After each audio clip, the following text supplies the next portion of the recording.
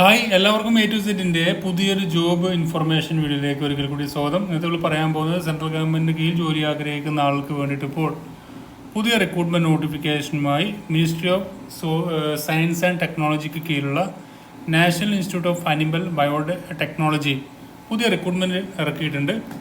അപ്പോൾ ഇതിലേക്ക് നിങ്ങൾക്ക് ഓൺലൈനായിട്ട് അപ്ലൈ ചെയ്യാൻ പറ്റുന്നതാണ്. ഇതിലേക്ക് സർവീസ് മെയിൻ്റനൻസ് എഞ്ചിനീയർ ഉണ്ട്, ഓഫീസ് അസിസ്റ്റൻ്റ് ഉണ്ട്, ക്ലർക്ക്, സപ്പോർട്ടിംഗ് സ്റ്റാഫ് തുടങ്ങിയ ഒഴിവുകളാണ് നിലവിലുള്ളത്. അപ്പോൾ താല്പര്യമുള്ള ആളുകളുണ്ടെങ്കിൽ അപേക്ഷിക്കാം. ജസ്റ്റ് അധികം വേക്കൻസികളൊന്നുമില്ല, എന്നാലും അപ്ലൈ ചെയ്യാൻ താല്പര്യമുള്ളവർക്ക് ഓൺലൈനായിട്ട് അപ്ലൈ ചെയ്യാം. നമുക്കിതിൻ്റെ ഡീറ്റെയിൽസ് എങ്ങനെ നോക്കാം.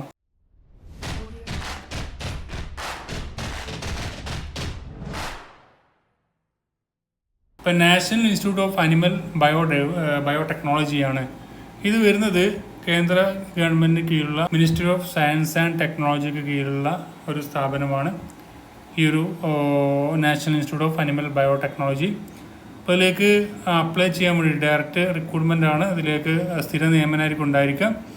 ഇപ്പോൾ സർവീസ് ആൻഡ് മെയിൻ്റനൻസ് എഞ്ചിനീയർ പോസ്റ്റിലേക്ക് ഒരു വേക്കൻസിയാണ് പറഞ്ഞിരിക്കുന്നത്. ഏകദേശം graduation in civil and electrical or mechanical engineering ആണ് ഇതിൽ പറഞ്ഞിരിക്കുന്നത്.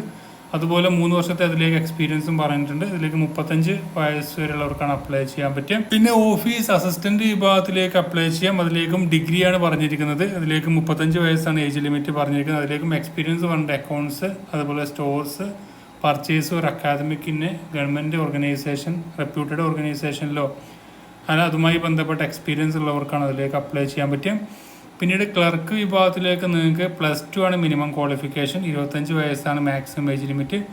SC ST OBC മറ്റുള്ള പിന്നോക്ക വിഭാഗക്കാർക്ക് അതിൻ്റേതായുള്ള ഏജിലവും മറ്റു കാര്യങ്ങളൊക്കെ നിങ്ങൾക്ക് ലഭിക്കുന്നതായിരിക്കും. അതിലേക്ക് നിങ്ങൾക്ക് ടൈപ്പിംഗ് സ്കില്ലും കൂടി അവർ പരിശോധിക്കുന്നതാണ്. ടൈപ്പിംഗ് സ്കില്ലിൻ്റെ അടിസ്ഥാനത്തിലായിരിക്കും നിയമനം ഉണ്ടായിരിക്കാം. പിന്നെ സപ്പോർട്ടിംഗ് സ്റ്റാഫ് വിഭാഗത്തിലേക്ക് 2 വേക്കൻസി ഉണ്ട്. അതിലേക്ക് പറഞ്ഞിരിക്കുന്നത് 25 വയസ്സ് വരെയുള്ളവർക്ക് അതിലേക്ക് അപ്ലൈ ചെയ്യാം.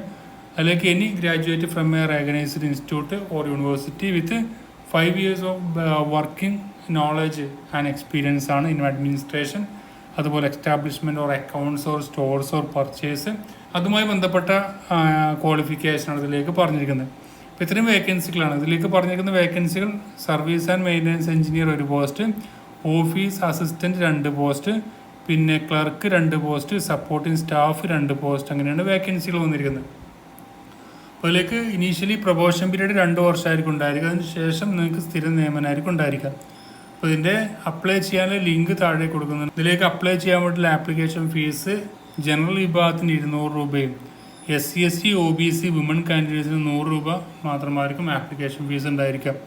അപ്പോൾ ആപ്ലിക്കേഷൻ ഫീസ് നിങ്ങൾക്ക് ഓൺലൈനായിട്ട് അടക്കാവുന്നതാണ്.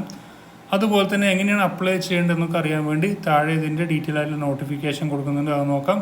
26/9 സ്റ്റാർട്ട് ചെയ്തത്. 25/10/2022 വരെ നിങ്ങൾക്ക് ഇത് ഓൺലൈനായിട്ട് അപേക്ഷ സമർപ്പിക്കാനും പറ്റും.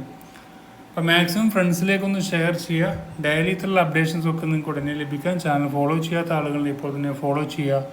നമുക്കായാലും അടുത്തൊരു നോട്ടിഫിക്കേഷൻ കൊടുക്കണം. Thank you for watching. Have A nice day.